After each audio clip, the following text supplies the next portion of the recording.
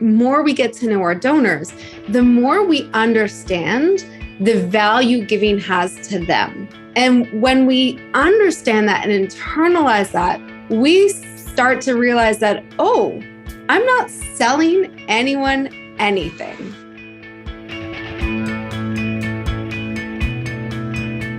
All right. Hello, everyone. I am so excited to be here today with my friend, Cindy Wagman. Hi, Cindy. How are you? Hi, I'm good. I'm so excited for this conversation. I feel like ever since we first talked, I just found someone who is so immersed in some of the same thinking and questions that I am around fundraising. And I'm really just so inspired by your work. So why don't we just start with you giving a little intro into sort of who you are and what brings you to this moment? Oh my goodness, I don't know where to start. I'm going to start with, I fell in love with fundraising many, many years ago. Actually, before I was even sort of a working professional, I was in school. I volunteered a lot in the nonprofit sector, and I discovered you could be a fundraiser. And so I decided when I was probably about 20 years old maybe even 20 years old, that's what I wanted to do with my life. And I've basically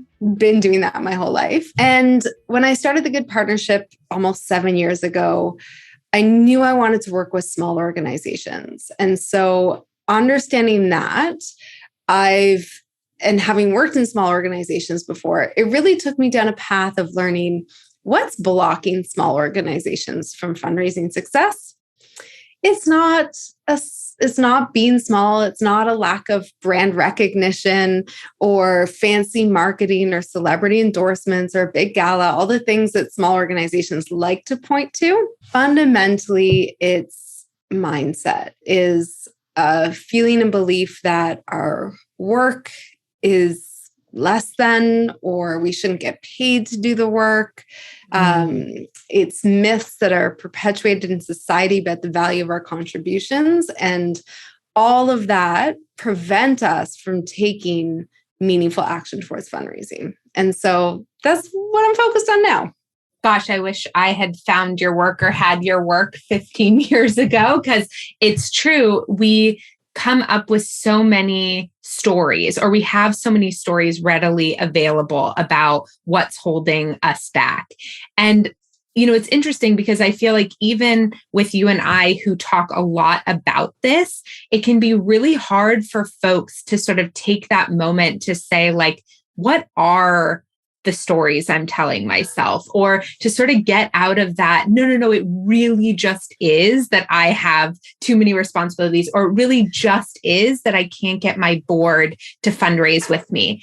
What do you find to be really sort of successful in helping organizations ask that first maybe reflection question that sort of starts to open them up to the possibility that perhaps it's deeper? So I usually find that one of the biggest things I recommend organizations do is meet with their donors just to get to know them and have that conversation. Who are you? I'm very clear. You're not asking for money.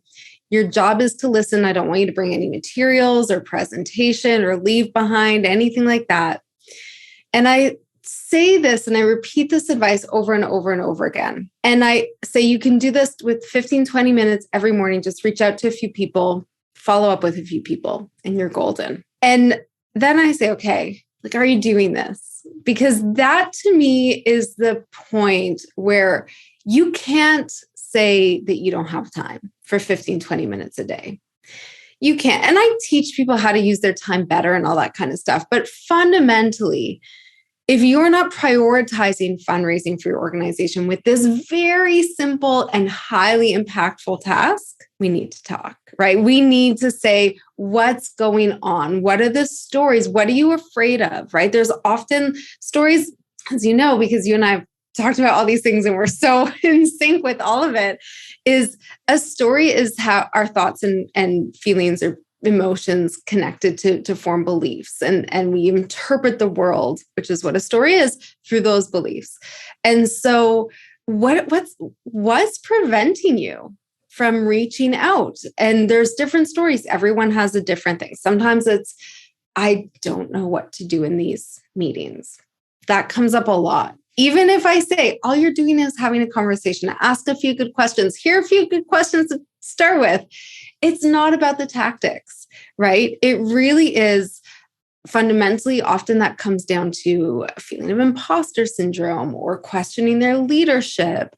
So there's all these deeper mindset issues that come up. That is one of the most effective tools I've found to figure out, like, is this a block or are you legitimately busy? But even if you're legitimately busy, there's all things like we can all offload work. We can all choose where we spend our time. And very often in small nonprofits, it's not on fundraising. I love that. And, it's interesting. It makes me think about this episode we did with Dr. BJ Fogg around behavior and habits. And he's like, okay, anytime you're not, taking the action, the first question to ask yourself is like, how can you make that action easier to do?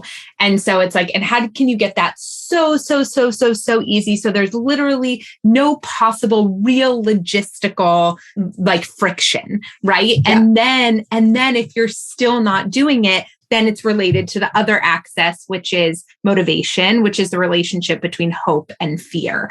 And so if you can't do, like, you're right. I mean, we make time for tons of different 15 to 20 minute tasks. And oftentimes I feel like, and I'm curious what you think about this. I feel like, and I think back to like when I was a kind of a small shop executive director and just how many things we're juggling and how difficult sometimes it can feel to not be making progress on the big things, like the big things that we're trying to do or accomplish. And so I feel like there were times where I took those other little actions that had more tangible, like check boxes, or like felt more accomplishments because they helped me sort of feel good and maybe have a dopamine hit or like, have those moments of like, oh, I had a successful day. Whereas if they're having these more open-ended relationship building conversations, they're having a harder time, or I was having a harder time kind of translating that into like results or even my belief around results. How do you work with folks around those pieces? Because I can imagine it comes up in your work a lot too. I mean, I kind of want to take that in a slightly different direction when we can come back to it. But what you said, I think really resonated with me in terms of, the idea of the dopamine hit and these small wins or focusing on the things that we're comfortable with, quite frankly, that we know we will get results. And some of that is how do we shift that? But my approach and what I'm working on learning right now is looking at how the neural pathways in our brains are keeping us stuck, right? Because what happens is we develop these shortcuts, right? We go about the world every day making tens of thousands of decisions. 90% of them are unconscious. And they're developed because of these shortcuts we make in our brains.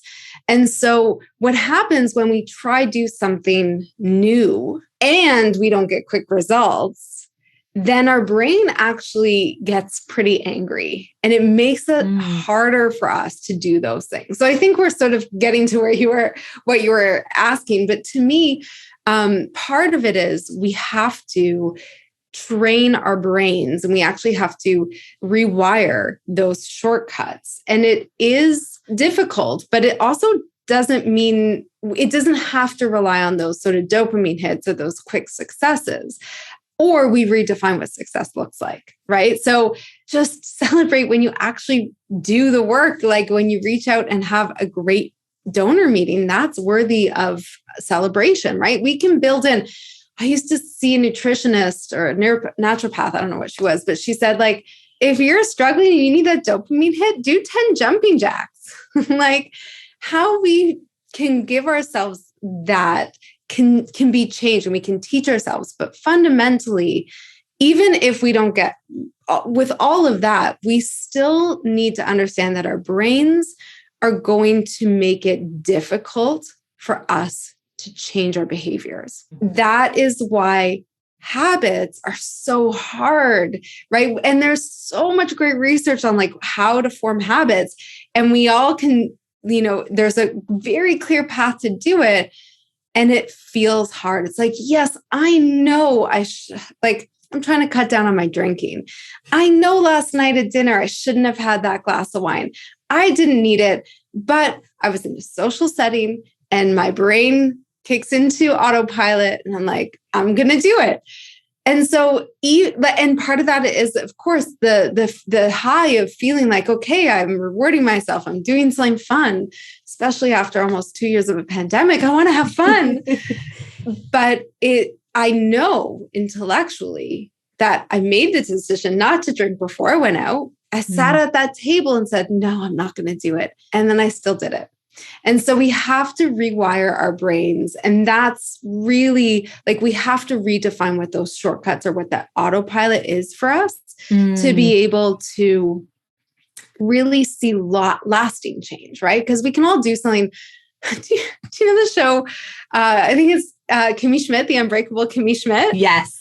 So, she's in the bunker and she's like, I can do anything for what did she say? Like 10 seconds or 10 minutes or 1 minute. I don't know what it is, but it's like, we can all do one thing like for a little bit of time, but we need to make lasting change. We need to keep doing those things. And that requires fundamentally shifting our foundations. And again, like how we approach fundraising fundamentally. Wow, there's so many sort of directions I want to go in what you just said. So I'm curious, can we go back to that piece about our brain being unhappy when we don't see quick results, particularly when we've, kind of forced ourselves to do something that wasn't the like natural pathway, perhaps. Talk to me a little bit about that and how you prepare your brain for that, perhaps, or is that really sitting in the success of that moment, like letting your brain sort of celebrate, okay, you didn't think this was the win, but it actually was the win,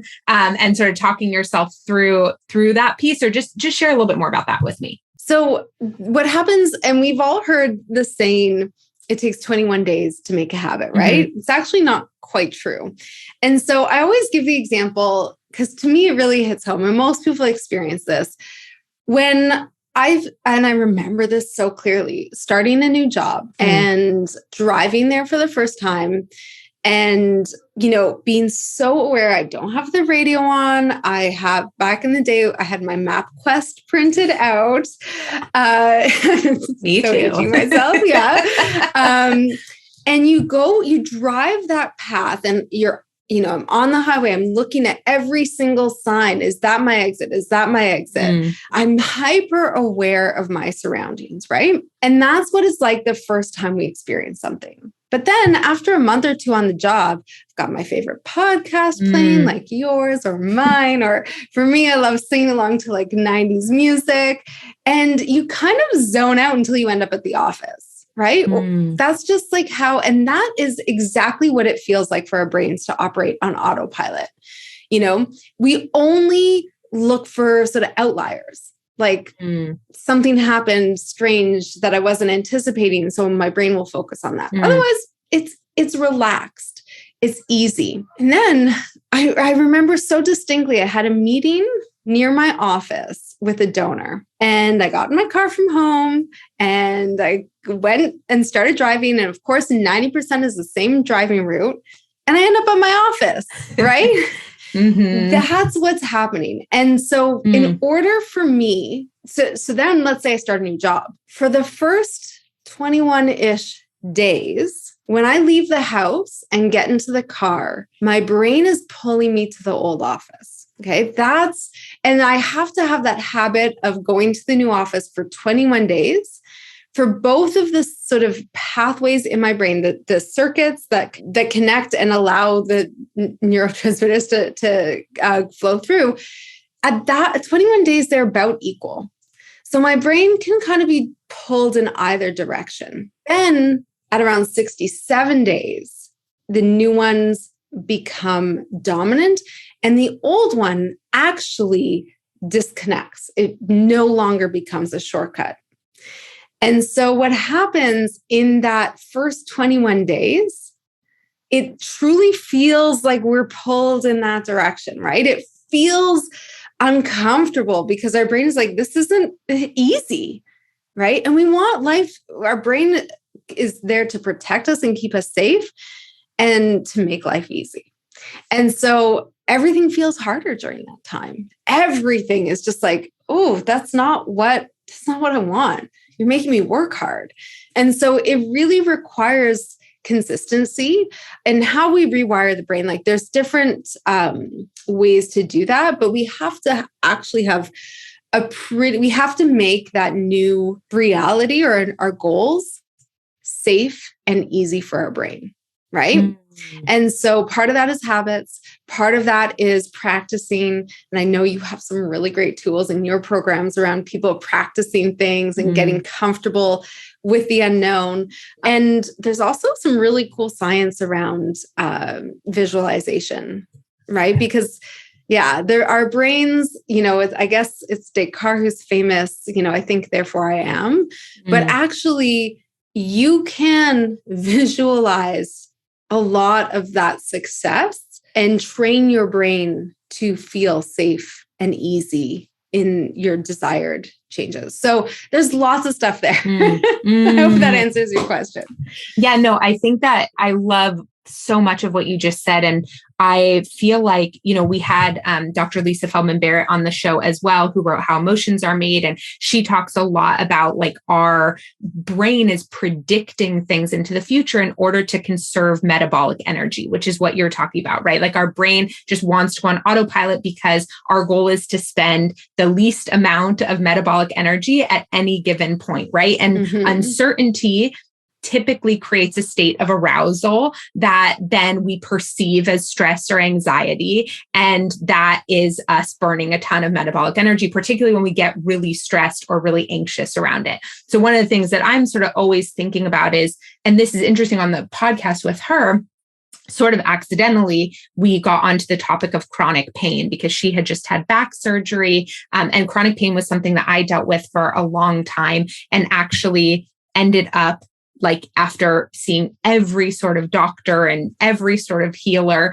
ended up curing it with this app called Curable, which is around the brain-body connection and really leans on that sort of neuroscience and required a tremendous amount of self-talk to really like rewire those pathways. And one thing that I think you'll just be interested to hear, like that they talk about, it's based on this book, How to Heal Your Back, which was one of the first scientists who really sort of showed this like brain-body connection, and that chronic pain is our body's starting to be predictive and sensing pain even when the injury is actually gone. But our body has gotten so used to taking any discomfort and meaning and believing that it means there's a threat there, that it starts to send off all of our like pain things, which I just think is such an interesting thing for folks to think about. Like if your brain can create pain because of a misinterpreted stimulus, like just think about what that means in terms of like the emotional pain it predicts us into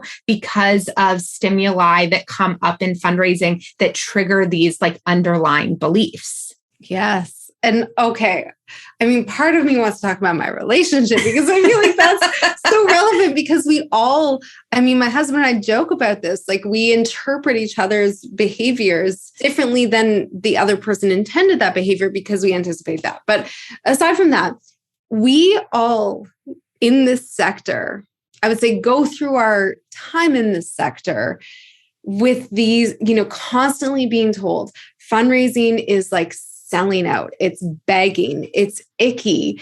We have to sell our soul. We have to, add on. And like people don't want to give to us. It's twisting their arm.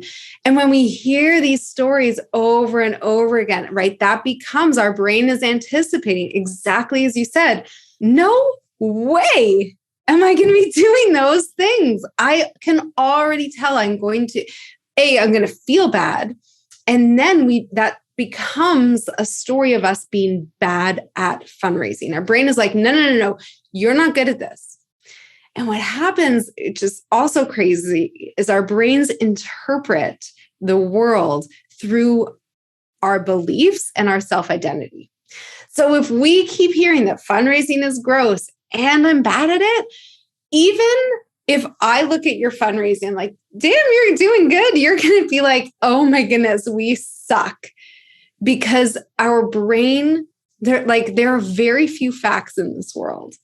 Most of it is our brain interpreting information that aligns with our existing beliefs and identity and emotions. And so we had this is why I think it's so fundamental. And I'm so happy to meet you because so few people are talking about this in our sector, but it is so fundamental to our success. And it's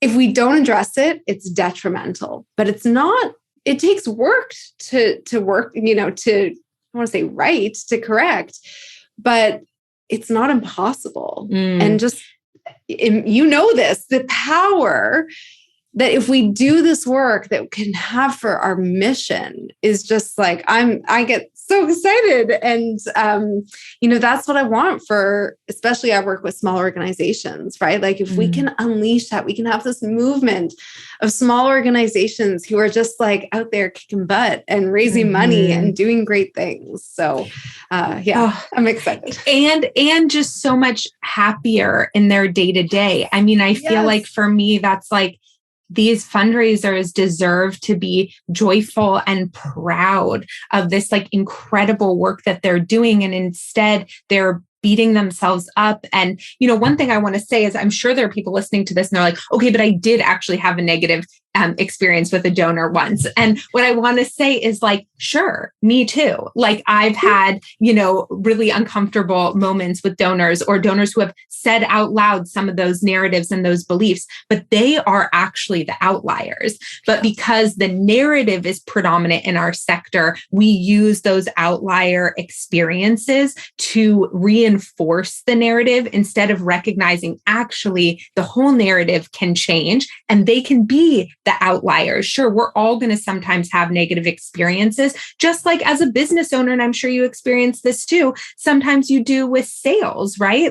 Somebody will have, somebody wrote me a really mean email one time about this sale that I did around Power Partners. And I was like, you have a lot of beliefs about money that are coming out in this email and a lot of your own, but I don't actually believe that selling something is bad. I believe my program provides a service and a solution, and I'm so proud of that. And so I think that we have the ability, but I could have gotten real small there and be like, oh my God, it felt so too salesy. And, and it's all about, I think, what we believe to be true about what we're doing. And we have so much more control than we think. But I love what you're saying, which is that it takes work and it takes practice, and it's going to be uncomfortable at first to shift your beliefs, because I think sometimes when we can get too into the sort of toxic positivity, folks sort of think they can buy a mug with a positive affirmation mantra. And they're going to start to feel different. I mean, I want to even go a little deeper into what you said, because so much of it is true. And, we mentioned that one bad donor experience, and our brains do overemphasize the negative, 9 times more than the positive. But the other thing is, because we've internalized all these beliefs about fundraising, and fundraising is icky and fundraising is salesy, which we all think is a bad thing. And again, good sales and good fundraising makes everyone feel good. It's a win-win, but we don't see it that way. And what happens is, before we even have that interaction, who we pick to meet with, how we approach that meeting, all of those things, we are setting ourselves up for that bad meeting, right? We are saying, okay, I have to look at my donor base and find out who has the most money, and that's what I'm going to meet with. Okay. Or I have one opportunity to meet with this person, but I need to sneakily convince them to actually take time to meet with me. So I'm going to tell them one thing, but I'm going to spend their time doing something else. I'm clapping you guys right now. Right. And so all of these steps that are built on all these harmful myths in our sector around fundraising, they set us up for the exact scenario that is going to reinforce our terrible beliefs, right? Because they're all built on this structure, the system of us not liking fundraising. Okay, I'm going to get whiplash from how much I'm like nodding my head right now. But I think what you just said, there's a few things about what you just said that I think are so important. And I just want to like drive this point home. I talk a lot about lenses, right? So we are all seeing the world through our lenses. This is what you were talking about before, like through our set of beliefs and who we are and all these things. So we don't realize that because we're just seeing the world. But I have pink glasses on, you have green glasses on. And until we start to recognize that we are actually wearing lenses, we take what we see as fact, right? We're like, this is, objective information that that meeting was bad because I felt this way, right? Or all these things, right? Which we know from all the science and the study is not true, right? That two people report back about the same experience wildly differently. Their memory is imprinted with different components of that interaction, all those things. But we have to take that moment and be like, oh, I'm wearing glasses. You are always wearing glasses, listener. And those glasses are made up of your perceptions, beliefs, lived experience, all of those things. And so until you start to look at what's inside your lens, it's so hard, I think, to do this work. And it also really reinforces what you're saying, which is that you're going to make every decision based on the shade of green that you see or the shade of pink that you see. And that's going to lead you to a pink room, and it's going to lead you to a green room. And so there's no way without that look inside to stop having these sort of self-fulfilling prophecies around setting ourselves up for these uncomfortable experiences. You're totally right. The most awkward fundraising experiences I have had were when I was afraid of an interaction. And so I wasn't totally authentic or transparent, even about what was happening in that meeting. And then it felt bad. And of course it felt bad. I felt bad before the meeting. So like, of course it was going to feel bad after. And, I say this in my master class, but, I always felt like this like car salesperson energy from fundraising. And when I started to really like unravel that, and I was like, okay, why is it even that we don't like car salespeople? And I was like, oh, I think it's because we believe that the car salesperson wants to sell us the car, whether or not it's the right car for us. And that feels really uncomfortable. And that's the same thing with fundraising. If we are just trying to get the money first, right? And we're focused on who has the most money and everything's about the money. And we're going into these meetings where we're not being honest, that we're saying we're not going to talk about money, but the whole time we're thinking about money. That is exactly why we then show up with that like car salesperson energy, because we have a one-track mind, but we're not being totally honest about where we're even meeting the person. Exactly. I mean, I could talk about all of this. I mean, yes, the fact that we feel like we are that person. And part of the irony is like the solution is also the prevention. And so, these meetings that I talk about all the time, I really feel like I talk about them all the time. One is that it gives us information. It helps us understand. Sorry, there's construction outside. I don't know if it's picking up on the microphone. Okay. It's so we get to know our donors. We help understand what fundraising will resonate with them, how we can build a strong fundraising program, and all these amazing things come out of the meetings, right? And so in some ways, that's the solution. That's the, anyways, I forgot. But the other part is that the more we do these meetings, the more we get to know our donors, the more we understand the value giving has to them. And when we understand that and internalize that, we start to realize that, oh, I'm not selling anyone anything, right? I'm not selling you something you don't need, let alone selling you anything. We're on a journey together to change the world. And it just so happens we're on the same path, right? And so in that way, we start to actually build the knowledge and understanding of what good fundraising looks like for our organization. But we also understand, and the more we do it, the less barriers we set up for ourselves, because we start to really understand that, oh, our donors like us. They like me for who, and I mean, I they like me. They really like me.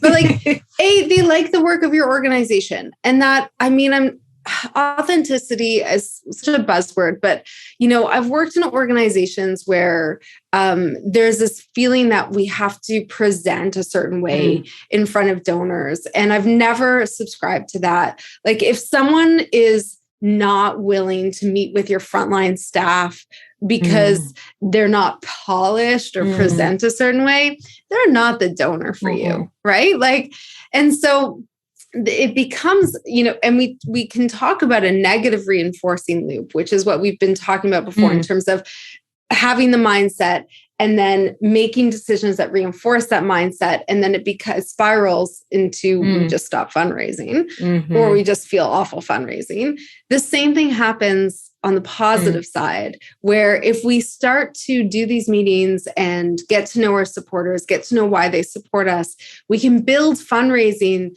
that aligns with our mission and with what our donors are passionate about and really become more and more and more successful. So that's the spiral up. So yeah, it really, that's why I love donor meetings so much, because they're actually really powerful tools. I love that. And I'm curious, I'm sort of going back to what we were talking about before around the amount of time it takes to sort of shift a belief system, especially one of the things I feel like is hard is when we're inundated in a sector where we're seeing so much of the other belief system all the time, or the historical belief system all the time.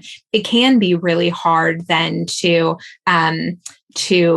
recognize that there actually is a different belief system we can hold. And I think when you and I first met, we were so excited. And we had this moment of being like, oh my gosh, like our businesses are not in competition. Like everyone needs to be talking about this. Like we want everyone to be having this conversation. And so I think it's so important. Like I wish folks were seeing these shifting narratives in all the different places, right? And they're not. And so there's still a lot of work to do there. But one of the things it's making me think about is, sometimes we have these transformational life experiences or these moments where our belief system gets rocked fast. And it's like, we can never sort of unsee perhaps what we saw.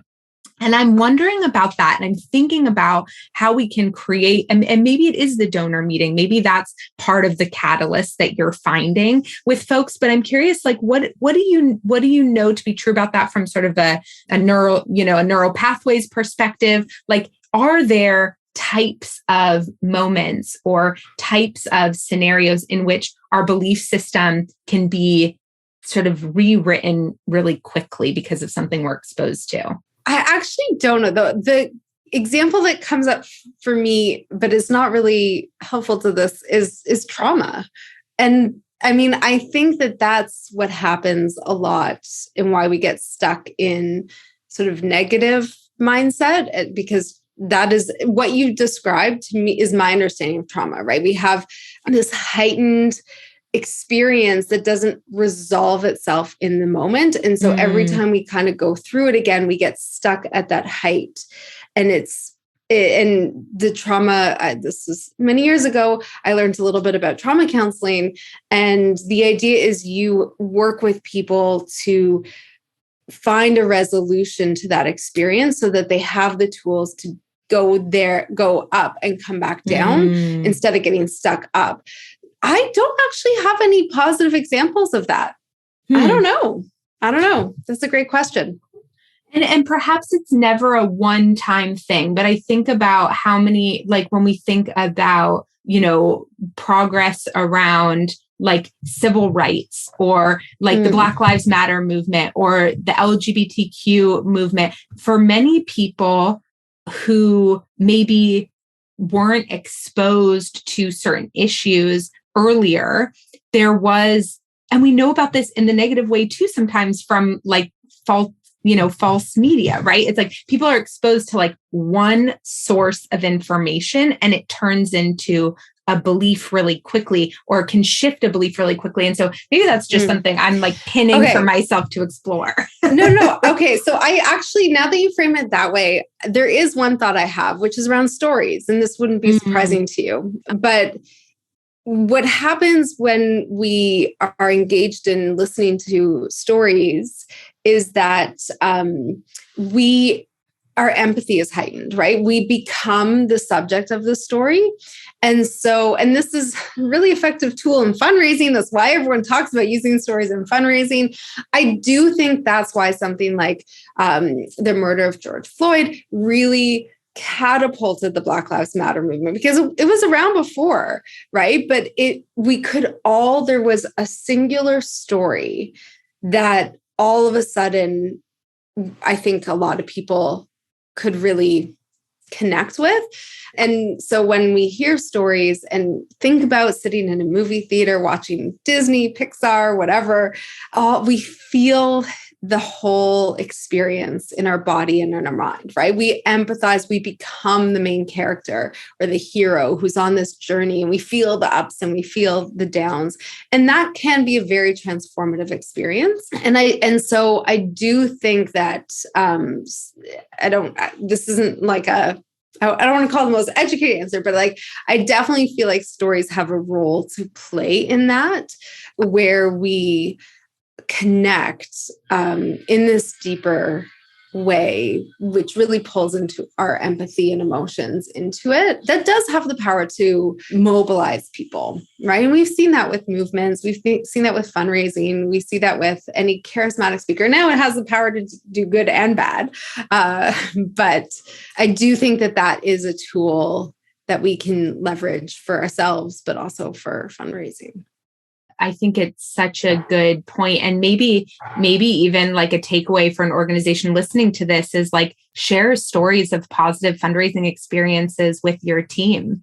And even probably the process of storytelling and the process of hearing those stories is going to start to continue to reinforce that pathway, because we do more often share the like negative thing that happened than the positive. And that's related to a lot of other pieces, right? But the more we can share stories of connection and alignment and things like that, the more our beliefs will continue to like shift towards those narratives. Exactly. And even like, my first fundraising job was at a women's shelter that was run as a feminist collective. And fundraising was like, money was the root of all evil. Fundraising was just like, that little like Cindy, good luck to her. One of the things I did is actually like bring our donors and staff together. Right. And so often fundraising in organizations is a siloed function. And so it reinforces that idea, like, I don't have access to those good stories. I mean, I can tell them to you, but even better, let me give you an opportunity to experience that. Let me give you an opportunity to meet our donors and like, break bread or what have you, and actually get to know them as humans, as people. So often in fundraising, we other donors, like the bank machine or like all these other problematic, there are donors out there who can be harmful to organizations. I don't want to ignore that or undermine that. But for the most part, there are plenty of donors who are amazing for your organizations. But within our organizations, we sort of put up this barrier that we can't connect with them. And so to get all your staff and everyone around you and invested in fundraising, start to break down those silos and connect on a human to human level. I love that you shared that. And I totally agree. I feel like one of the places we forget or we fail to activate our empathy inside the sector is with our donors. We don't like access that same type of, deep relationship, particularly for outside of sort of the fundraising department or singular person or whatever it is. And I think that's so important. And I'll also say, when I've worked as a consultant with organizations, and I'll have the marketing team come in for something, And, they'll say things sometimes like, oh, but but I'm not doing any of the fundraising, right? Or like, I could never do what the fundraisers do. And I will address that really early on in my engagement with them and say, we don't talk negatively about fundraising here. We don't believe that fundraising is a bad thing here. And like, we're going to continue and they might still hold those beliefs, but we need to commit like at the very beginning to talking about it really differently, because it plays such a huge role. We think it's like, I've been half secretly tracking when I see fundraising talked about in movies. I record it on my phone.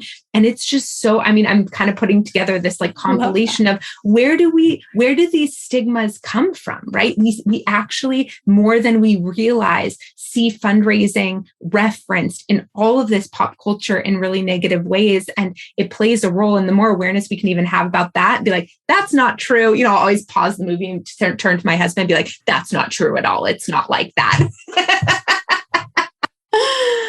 But I love that. Like, we have to have awareness around the fact that like these things play a role in how we feel. So like, if we're feeling uncomfortable, that's okay. That's normal, because we've been inundated with all of these stories and we have the power to change it. I just want to add to that, because the other story we have in our sector or in pop culture that is deeply affecting our sector is our value as individuals to the work, right? We look at the overhead conversations that are like very much reinforced by some very big and popular charities, right? In Canada, there was We Charity, which I don't know what's happening with them right now, but all this belief that like, there's a whole problem. Charity Water, same thing. And like, yeah, I'm going to throw some shade to these organizations that, the other one I see are like entrepreneurs who they cover all the overhead costs of their like pet project organization, nonprofit, and then they fund money for the projects. And all of these reinforce the idea that our work in and of itself, as humans doing the administrative running these organizations, doesn't have value. That it's not something that people want to support. That is so harmful, right? That is, it's hurting us and our beliefs around the value of our work. It's hurting our organizations and our ability to do good things. And so, Dan Pallotta's sort of famously given the TED Talk on it, but that's a trend I actually see increasing that is really, really, again, very out there in pop culture, like very much celebrated that these organizations have no overhead. And it's not that they have no overhead. It's just that they have some really wealthy connections that are covering the cost. So I have a big problem with that. So it's interesting what you're saying, because this has been something that I have been grappling with for a little bit here. I also think the 100% model and a lot of the language that surrounds it is really damaging for the sector. And I have recently been thinking about our focus, like with Charity Water in particular, our focus on their 100% model, when they've also demonstrated this wildly successful 0% model, right? So they have the well, which has grown to a huge number of families that was not an original network, and 0% of that money goes to projects. And I've been just thinking recently about what if we focused on that? Like, what if we were just starting to be like, wow, what did they do there? Instead of being like, we can't replicate their 100% model. We can never be like them, right? Like all those things, which I get it. And I have come out and talked about that, the language around 100%. I totally agree with you, being really damaging around the role that we play. And, But I also think what's interesting is just like, can we shift our own narrative around what we admire, which is like, how did they build a huge program around none of the money going to projects? To me, that is inspiring. That is so interesting. Absolutely. And I mean, there's interesting organizations here having conversations with donors, right? We had on our podcast, Anil Gokhale from the Toronto Foundation, and they have a whole program where they're basically training the next generation of philanthropists. And part of that is saying like, listen, folks, you gotta fund, maybe they don't say gotta, but like here, if you want real social change, you can't just fund the big, sexy organizations, right? You got to fund the organizations that are led by community members, right? That are doing the grassroots work. And some of them don't have charitable status.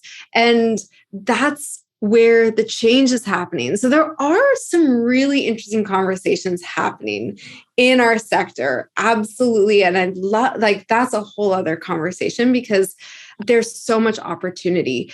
And fundamentally, to me, both of those things speak to our ability to connect with and go on that journey with our donors, right? To have sometimes difficult conversations or to get so excited about the potential of our work together, right? And so all of those things, and I think those are two great examples of what can be possible when you shift the narrative and you understand that our people are the lifeblood of our work, right? That we need systems. And oh my goodness, I mean, we could have a whole conversation about the need to invest in systems and technology and infrastructure to make our work actually scalable and more impactful and all those kinds of things. But to me, those start with connecting with your donors and really, getting on the same page with them and building a relationship and building trust and going from there. So I guess that's a bit of a full circle moment. No, I love it. And I think asking real and deep questions and being willing to go a step further and ask. I mean, I just interviewed this woman, Vanessa Bonds, for the podcast who studies influence.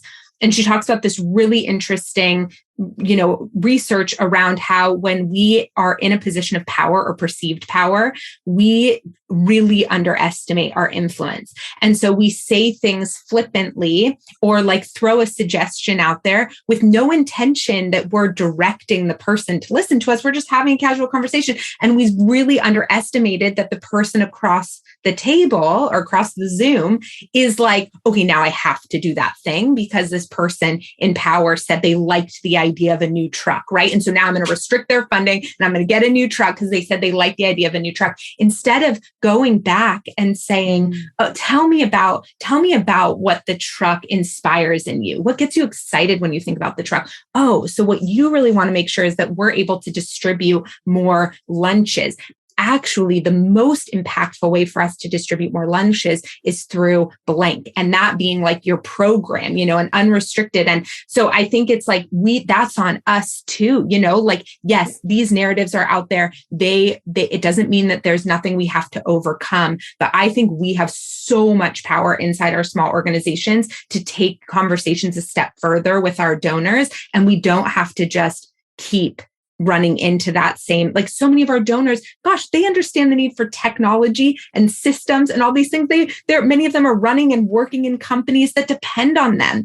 And so you're totally right. I'm so with you. Like it's all about that real conversation, genuine connection, starting with donor conversations. I'm all in.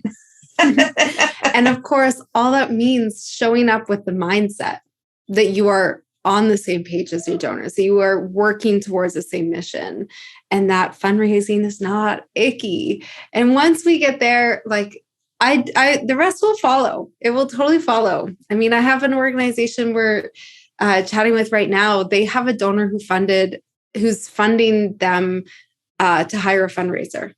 I mean, like that is like the, gold star of like what we want in our sector. It's doable and it's out there, but it requires us to stop thinking about our function of fundraising as icky. Because if we show up that way, we will never get our donors on board. Okay, I'm going to end us there. Tell everyone where they can find you. Tell them about the book, all the things, and we'll make sure all the links are below as well. Amazing. Well, you can connect with me at thegoodpartnership.com, or most of our social, like Instagram is The Good Partnership. And the book is on our website, or raiseitbook.com. And yeah, I'm so excited for this because I feel like Mallory, you and I are on a similar path with this. And I feel like hopefully more people will start to be having these conversations. So yeah, such a pleasure. Yeah. Thank you so much for the work that you do. Loved this conversation. Thank you.